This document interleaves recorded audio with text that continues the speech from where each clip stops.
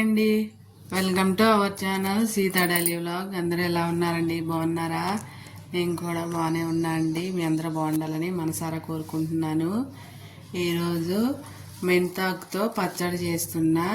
ఒక medium size 2 కట్టలు తీసుకున్నాను చిన్నవి, ఒక 2 ఏమో పెద్దవి టమాటాలు, ఒక 20 ఏమో పచ్చిమిరపకాయలు. నా పచ్చిమిరపకాయలు మంటలు ఇవ్వండి, అందుకే 20 తీసుకున్నా. మంటని అయితే కొంచెం తక్కువ తీసుకోండి. ఒక చిన్న నిమ్మకాయ సైజ్ అంతా చింతపండు నానబెట్టాను. ఇప్పుడు దీన్ని కట్ చేసుకుందాం, మెంతాకుని టమాటాలని.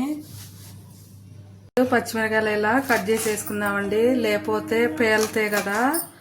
ఇలా సగానికి కట్ చేసుకుందాం. కట్ చేసుకొని ఒక్క కంచుట్లో వేసుకుంటున్నా నేను.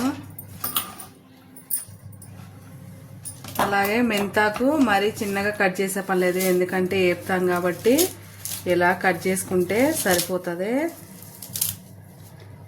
4 రోజుల నుంచి లేవట్లేదండి, కొంచెం జ్వరం తగిలింది. నేను ఒక్కదాన్నే చేసుకుంటా అన్నా కాబట్టి యూట్యూబ్, అందుకే నేను తప్ప ఎవరో తీయరో వీడియో. నేను చేతగాక 4 రోజుల నుంచి వీడియోస్ తీయట్లేదండి. తిన్నా ఇవాళ కొంచెం బాగుందని తీస్తున్నా.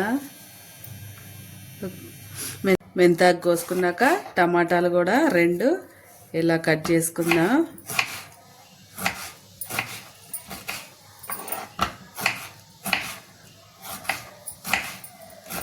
స్టవ్ వెలిగించుకొని ఫ్రై చేసుకుందాం అన్నీ. స్టవ్ వెలిగించుకొని కంచుడు పెట్టుకొని దానిలో ఒక 3 స్పూన్ల నూనె వేసుకుందాం అండి.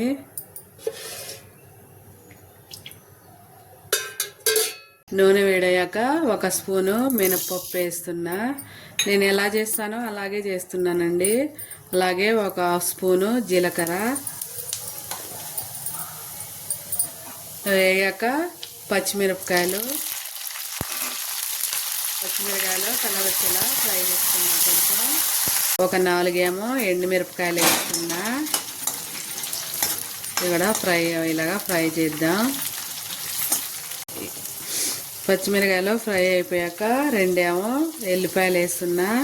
ఒక చిన్న స్పూను నువ్వులు వేస్తున్నా. ఇవి కూడా ఫ్రై చేద్దాం. కొంచెం మిరకాయలు వేగిపోయినాయి కదా, ఇప్పుడు శుభ్రం చేసి పెట్టుకున్నా మెంతాకు వేసుకున్నా. దీన్ని కూడా నూనెలో మంచిగా ఫ్రై చేసుకోవాలి. మెంతాకు ఆరోగ్యానికి చాలా మంచిదండి. షుగర్ ఉన్న వాళ్ళకే చాలా మంచిది. కాకరకాయ లాగానే షుగర్ ఉన్న వాళ్ళు కూడా మెంతాకు రోజు తినొచ్చు. కూరలాగా చేసుకోవచ్చు, ఇలా పచ్చళ్ళు చేసుకోవచ్చు, లేదా చపాతీలో కూడా గోధుమ పిండిలో వేసుకొని అలా చపాతీలో కూడా తినొచ్చండి. మెంతాకు షుగర్ ఉన్న వాళ్ళకే మంచిగా పనిచేస్తుంది. మెంతాకు నూనెలో ఫ్రై అయితే మంచి వాసన వస్తుంది. ఫ్రై చేసుకున్నా ఇంకొంచెం సేపు. మెంతాకు మంచిగా నూనెలో ఫ్రై అయితే చేదు కూడా ఉండదండి.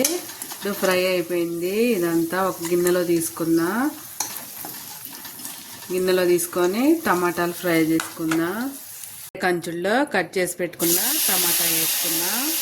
1/2 స్పూను ఉప్పు వేద్దాం. టమాటాలు తొందరగా మగ్గుతాయండి ఉప్పు వేసి టమాటా మగ్గిద్దాం.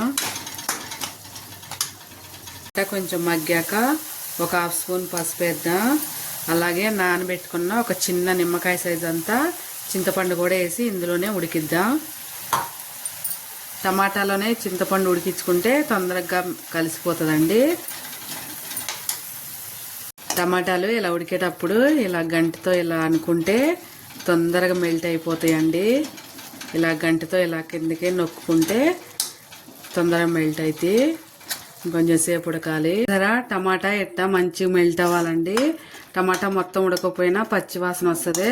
ఇప్పుడు ఇది అయిపోయింది. స్టవ్ ఆపేసుకొని ఒక 5 నిమిషాలు చల్లార్చుకున్నాక మిక్సీ పట్టుకుందాం. మిక్సీ పట్టేసుకొని ఇప్పుడు దీన్ని ఒక గిన్నెలో వేసుకొని ఇప్పుడు దీనికి తిరగమాత వేసుకుందామండి.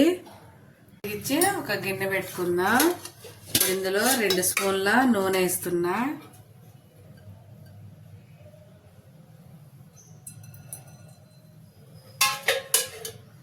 కదా చేదు ఉంటుంది అనుకోకండి, చేదు ఉండదండి పచ్చడి.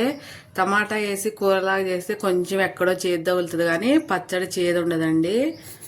ఇప్పుడు నూనె వేడయ్యాక 1 టేబుల్ స్పూన్ పోపు దినుసులు వేసుకుందాం. తిరగమాత వేసుకుంటే చాలా బాగుంటుందండి. పోపు దినుసులు వేగాక ఒక ఎండుమిరపకాయను 2 ఎల్లిపాయ రెబ్బలు వేసుకున్నా. అలాగే ఒక రెమ్మ కరివేపాకు వేసుకున్నా.